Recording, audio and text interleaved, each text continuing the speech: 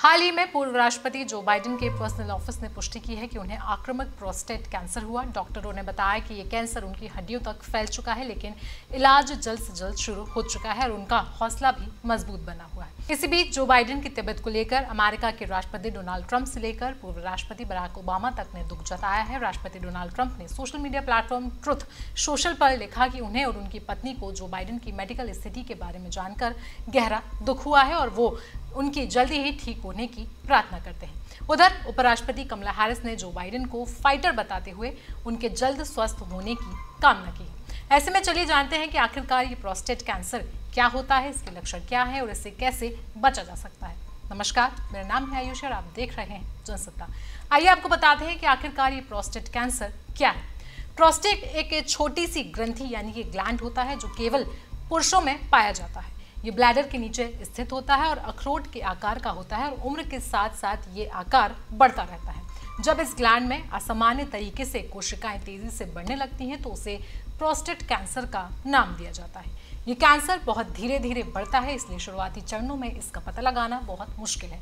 इसी तरह का धीमे से बढ़ने वाला कैंसर थायराइड और कुछ ब्रेस्ट कैंसर में भी देखा जाता है। डॉक्टर प्रदीप बंसल जो फोर्टिस अस्पताल में यूरोलॉजी, रोबोटिक्स और रीनल ट्रांसप्लांट विभाग के डायरेक्टर हैं, उनका मानना है कि नॉनवेज खाने वालों में ज़्यादा प्रोस्टेट कैंसर पाया जाता है, जबकि जो वेजिटेरियन और वीगन लोग होते हैं उनमें प्रोस्टेट कैंसर होने की संभावना थोड़ी कम हो जाती है।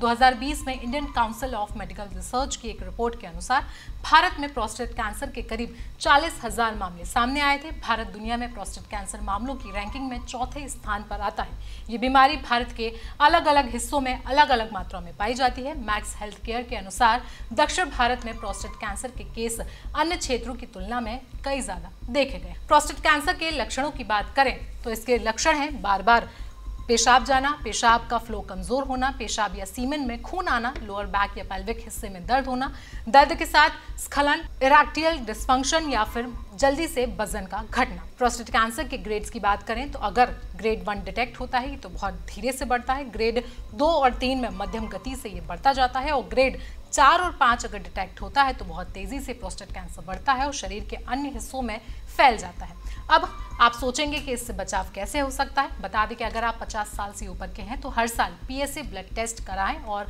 प्रोस्टेट की जांच जरूर कराएं। खाने में फैटी फिश, टमाटर, दालें और ग्रीन टी का इस्तेमाल करें। फैटी फिश में ओमेगा 3 होता है जो सूजन को कम करता है और ट्यूमर को भी धीमे ग्रोथ करता है। इसके अलावा टमाटर में लाइकोपीन नाम का एंटीऑक्सीडेंट होता है जो ट्यूमर को बढ़ने से रोकने में मदद करता है। एम्स दिल्ली के सर्जिकल ऑन्कोलॉजी विभाग के प्रोफेसर डॉक्टर SVS देव के अनुसार ये बीमारी पश्चिमी देशों में ज्यादा पाई जाती है क्योंकि यहाँ पर लोग जंक फूड, शराब और तंबाकू का ज्यादा इस्तेमाल करते हैं। प्रोस्टेट कैंसर के इलाज की बात करें तो इसके इलाज जो है वो कई सारे कंडीशंस पर डिपेंड करता है, जैसे कि प्रोस्टेट कैंसर की स्टेज क्या है, मरीज की उम्र क्या है, मरीज की समग्र सेहत कैसी है और कैंसर कितनी तेजी से उसके शरीर में बढ़ रहा है। सबसे पहले बात करते हैं एक्टिव सर्वेलांस की। जब कैंसर धीरे धीरे बढ़ता है और मरीज बुजुर्ग हो तो तुरंत इलाज की जरूरत ऐसे में नहीं होती है। डॉक्टर नियमित PSA टेस्ट, MRI और बायोप्सी के जरिए कैंसर की निगरानी करते हैं। ये तरीका उनके लिए होता है जिनमें लक्षण बहुत ही ज्यादा हल्के होते हैं। दूसरा है सर्जरी। इसमें प्रोस्टेट ग्लैंड को पूरी तरीके से हटा दिया जाता है जिसे रेडिकल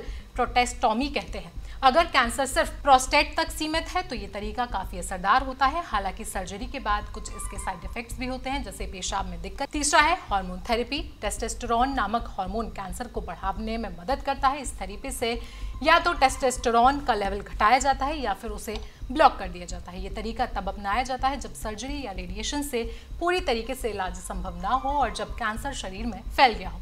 अगला है कीमोथेरेपी। जब कैंसर एडवांस स्टेज में पहुंच जाता है और दूसरे अंगों तक फैल जाता है तो कीमो दी जाती है। इससे दवाएं खून के जरिए शरीर में फैलकर कैंसर कोशिकाओं को मारती हैं। तो प्रोस्टेट कैंसर को लेकर ये पूरी जानकारी आपको कैसी लगी, आप हमें कमेंट सेक्शन में जरूर बताएं। साथ ही साथ देश दुनिया की बाकी खबरों के लिए भी जुड़े रहें जनसत्ता के साथ।